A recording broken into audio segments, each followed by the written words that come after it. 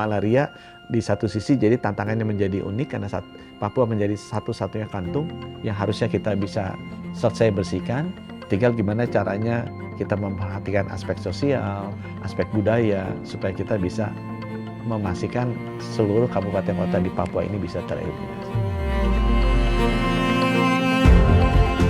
Penggunaan kelambu berinsektisida dan indoor residual spraying atau IRS gitu ya kita singkatnya, ini memang kami nilai masih sangat efektif dan efisien sebagai upaya pengendalian malaria. Jadi kalau di dalam rumah dia udah terlindung tuh dengan kelambu berinsektisida dan IRS tadi. Tetapi kalau dia lagi melakukan aktivitas di luar rumah kan perlu perlindungan supaya mereka nggak kena gigit nyamuk di sana ya.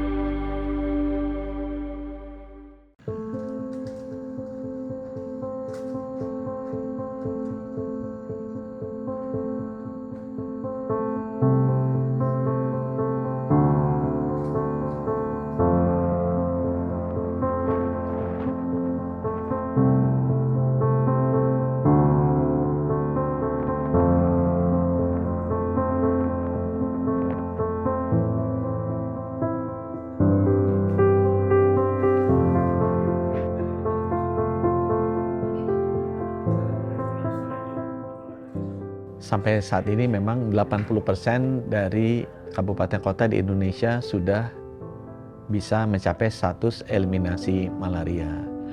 Nah, sisanya yang paling banyak ada di daerah Papua. Dari sisanya ini hampir sekitar 95% itu kejadiannya yang belum bisa kita selesaikan ada di Papua. Oleh karena itu, fokus dari program eliminasi malaria sekarang adalah bagaimana kita bisa menyelesaikan eliminasi malaria di tanah Papua.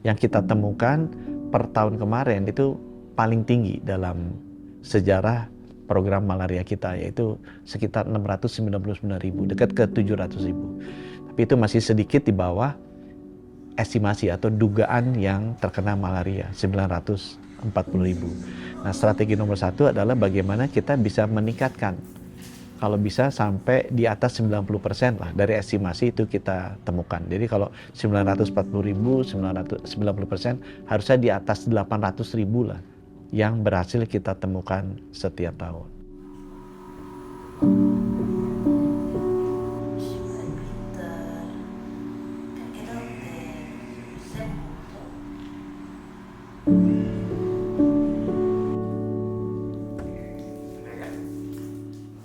Kami berupaya untuk membuat inovasi gitu ya, kebijakan inovasi di sana kita singkat dengan strategi token. Token ini adalah temukan, obati, dan kendalikan. Ini merupakan pendekatan utama dari pengendalian malaria di Provinsi Papua, khususnya untuk wilayah-wilayah yang punya beban tertinggi untuk malaria. Nah, token ini menekankan percepatan penemuan kasus, kemudian diikuti dengan pengobatan yang cepat dan tuntas, lalu dikendalikan vektornya dan juga lingkungan di sekitarnya.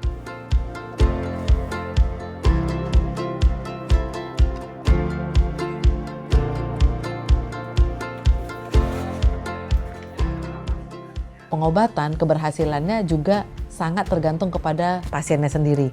Bagaimana mereka bisa patuh untuk bisa mengkonsumsi obat, peran serta nakes yang tadi ya, untuk bisa mengawal pasien karena mereka tinggal dan berada di dekat dengan pasien, ini yang kami harapkan. Jadi kami meningkatkan kompetensi kader ini supaya mereka bisa melakukan pendekatan bagaimana mereka bisa mengadvokasi pasien untuk bisa ayo jangan karena udah kurang gejalanya, stop obatnya gitu.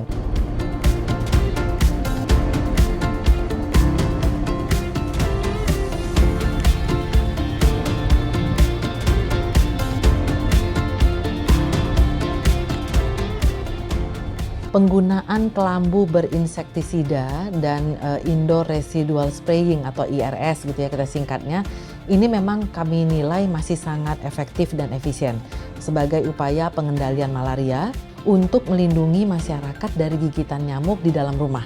Ya, kedua intervensi ini memang sudah terbukti menurunkan risiko penularan. Tapi perlu jadi catatan kita, di Papua itu tantangan yang kita hadapi adalah tingginya aktivitas masyarakat di luar rumah gitu. Jadi kalau di dalam rumah dia udah terlindung tuh dengan kelambu berinsektisida dan IRS tadi. Tetapi kalau dia lagi melakukan aktivitas di luar rumah kan perlu perlindungan supaya mereka nggak kena gigit nyamuk di sana ya.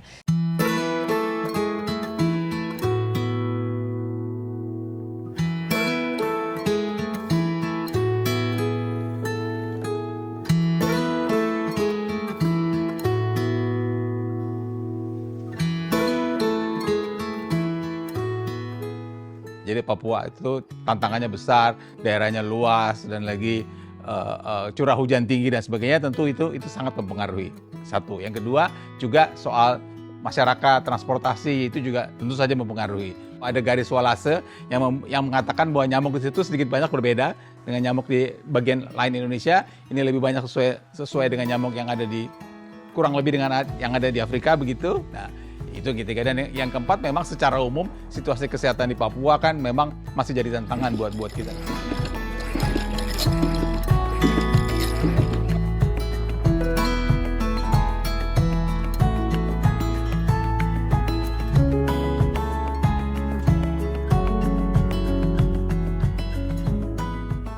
Ada pendekatan sosial budaya dengan masyarakat setempat supaya masyarakat setempat tahu bahwa ini masalahnya seperti ini dan bagaimana menanggulanginya. Dan tentu tidak bisa juga sesuatu yang keras. Jadi harus ada kesadaran dari masyarakat bahwa mereka menyadari bahwa malaria ini, karena di banyak tempat di Papua orang merasa bahwa malaria itu biasa begitu ya, sering ditemui, dipikir itu bagian dari kehidupan biasa. Dan kita mesti beri penjelasan bahwa malaria itu bisa dieliminasi dan sudah ada contoh.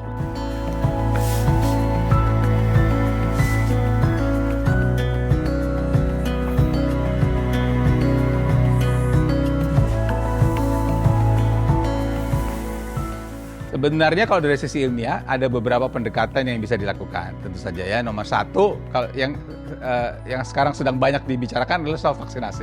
Yang kedua kan memang pakai kelambu yang berinsektisida. Ya, kalau kita baca dalam Global Malaria Report 2025 yang saya sebutkan tadi, maka sekarang sudah ada insektisida 2 di situ, bukan cuma 1, jadi double insektisida supaya bisa lebih baiklah fungsinya. Pendekatan ilmiah ketiga ya antara lain mass drug administration itu.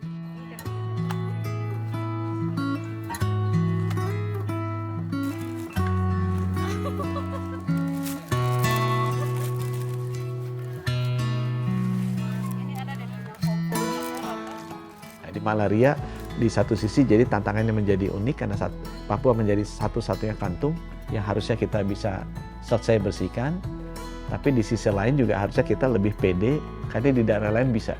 Tinggal gimana caranya kita memperhatikan aspek sosial, aspek budaya supaya kita bisa memastikan seluruh kabupaten kota di Papua ini bisa tereliminasi.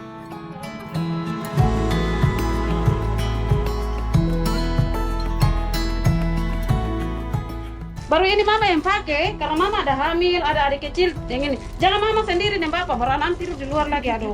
Bapak tidur di luar tahan, kasih kelambu yang banyak.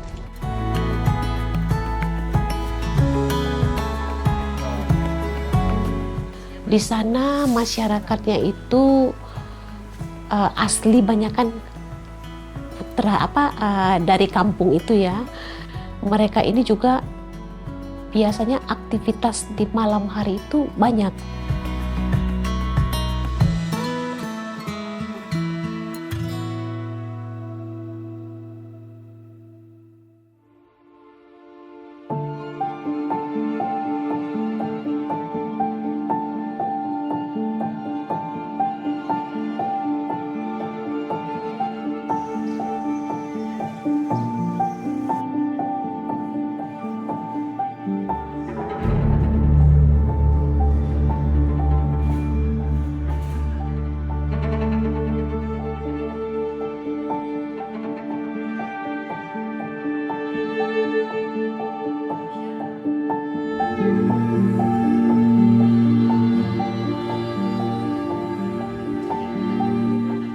malaria itu merupakan salah satu penyakit terbesar dari 10 penyakit yang ada di Kota Jayapura. 102.000 kasus dalam 1 tahun. Nah, itu yang paling tinggi dari 10 jenis penyakit yang ada di Kota Jayapura.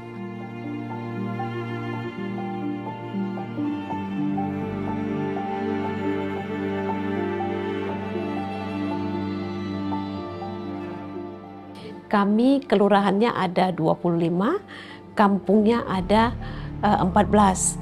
Tetapi ada juga kampung yang penyebaran malarianya kecil. Itu ada di tengah pantai. Tapi justru di daerah perbatasan yang berbatasan dengan PNG, kemudian berbatasan dengan Kabupaten Kerom, dan juga berbatasan dengan Kabupaten Jayapura, itu Muara Tami. Di sana lebih tinggi malarianya, apinya lebih dari 1/1000 penduduk.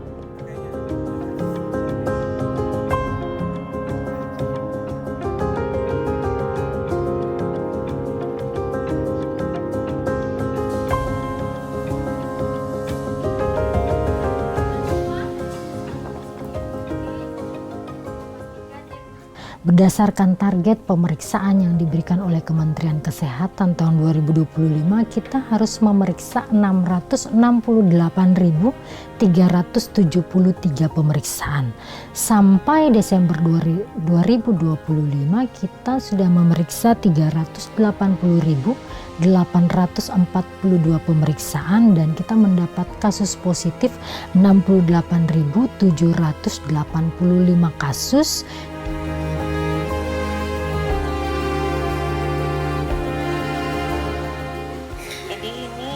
Hamil dengan HB-nya 4,9, anemia berat, sama ada malaria tropika gitu. Jadi kemungkinan nanti akan diberikan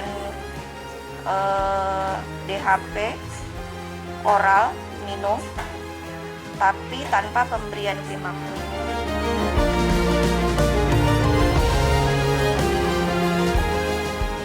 Angka API kita atau annual parasit insiden itu adalah 215 per 1000 penduduk. Kemudian angka positivity rate atau angka kasus positif itu ada di 18%. Yang berarti di antara 100 orang yang ada di Kota Jayapura yang melakukan pemeriksaan itu 18 positif malaria.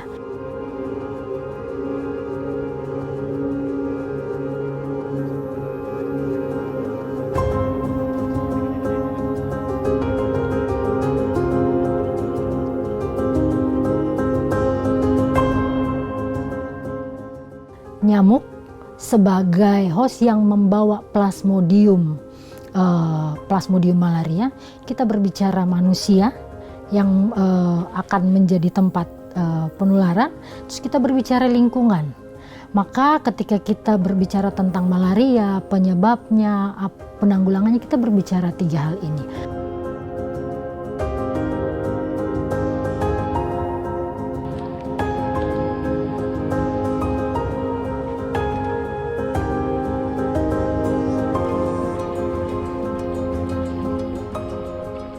Muara Tami merupakan salah satu daerah malaria yang cukup tinggi.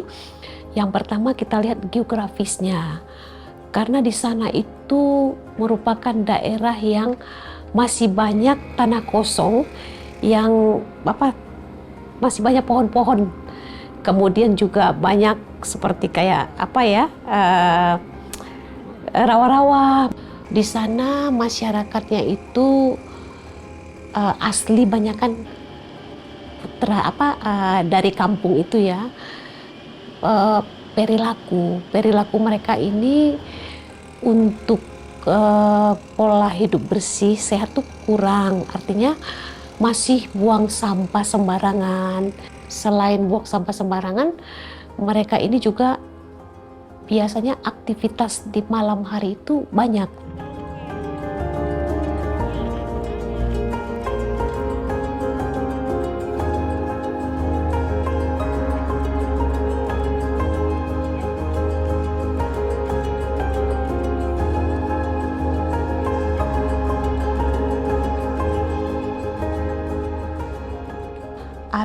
namanya pembagian kelambu rutin. Nah, ini biasanya diberikan kepada ibu hamil, kemudian lansia, anak bayi balita. Tetapi ada juga pembagian kelambu massal, itu 3 tahun sekali. Baru ini mama yang pakai, karena mama ada hamil, ada adik kecil, yang ini. Jangan mama sendiri dan bapak, beranak tidur di luar lagi, aduh. Bapak tidur di luar tahan, kasih kelambu yang banyak.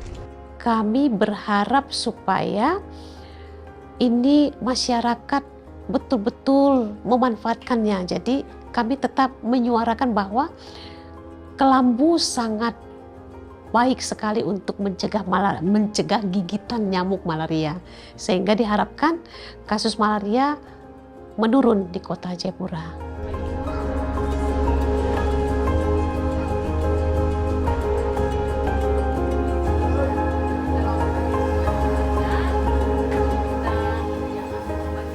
Kami memeriksa ke masyarakat, kami tidak memungut sepersen pun.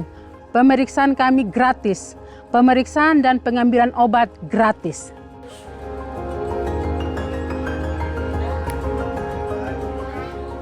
Periksa malaria saya sama suami, terus saya positif malaria tropika. Padahal gejala saya tidak merasakan gejala seperti yang pertama waktu saya kena mix.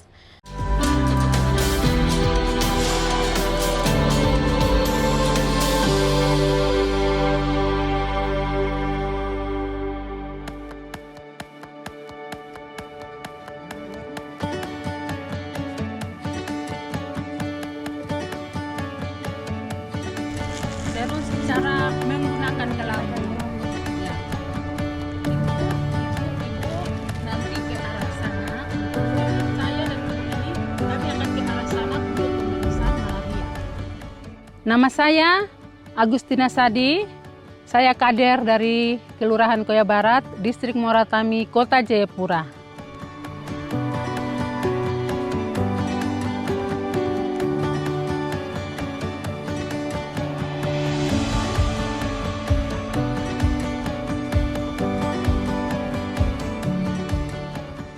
Awalnya saya adalah kader dari bayi balita. Karena kami punya pengalaman di kader bayi balita, akhirnya kami direkrut oleh Puskesmas Koya Barat untuk menjadi kader malaria.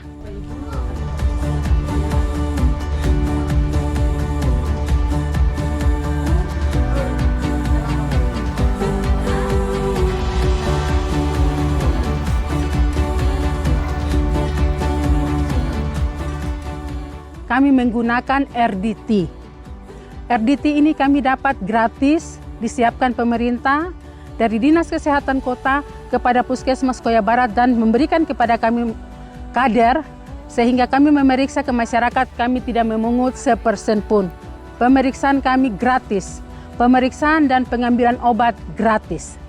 Wah, ini ibu hasilnya dari 2 ini ibu. Itu artinya ibu kena malaria tropika. Tidak bergejala tapi tetap terlihat. Iya, jadi saya mau bilang saya tidak ada gejala apa.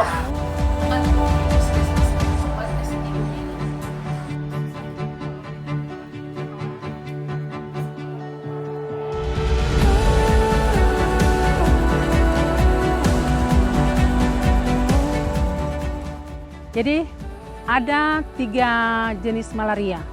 Yang pertama malaria tersiana, yang kedua malaria tropika, yang ketiga adalah mix. Mix ini gabungan malaria tersiana dan tropika. Cara minum obatnya sama dengan kita positif malaria tersiana. Ketika menemukan masyarakat ada kena malaria, yang pertama kami menjelaskan cara minum obat yang teratur dan baik. Malaria yang biru namanya DHP dan Primaquine yang coklat.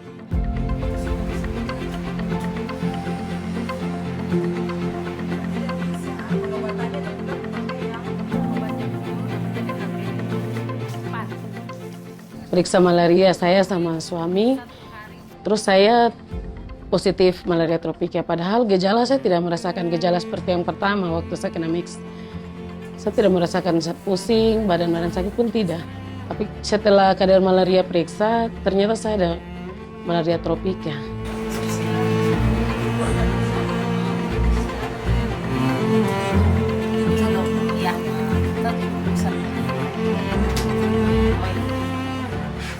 Tadi kader malaria bilang ini malaria tanpa gejala. Oh berarti selama ini ada malaria tanpa gejala, saya tidak tahu. Saya kira mungkin setelah kami kena gejala baru kami periksa. Padahal sebenarnya kami harus periksa kalau kader malaria datang. Saya minta terima kasih buat kader malaria yang selama ini sudah datang ambil darah kami di rumah. Selama ini itu kita tidak tahu, kita kira cuma ada gejala baru kami harus periksa. Padahal tidak ada gejala pun kami harus periksa karena ada malaria tanpa gejala.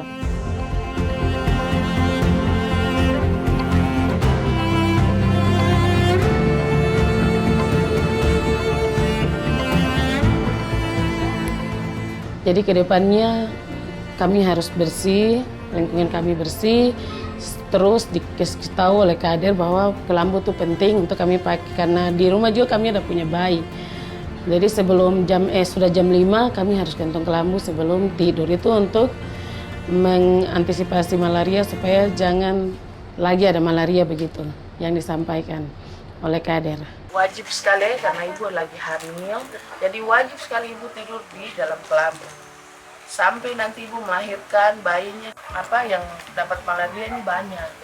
Jadi supaya terhindar dari itu.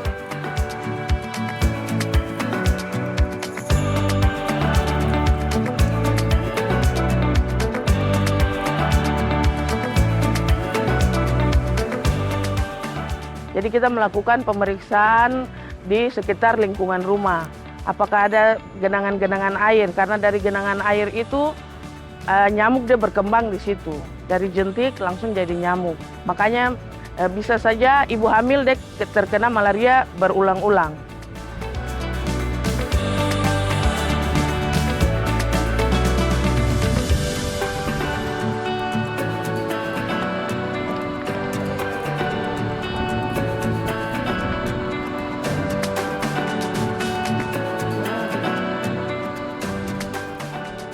Kami semakin terbantu sekali dengan para kader ini terkait informasi-informasi yang dari luar misalnya ya, seperti itu. Jadi sangat membantu kader ini kami.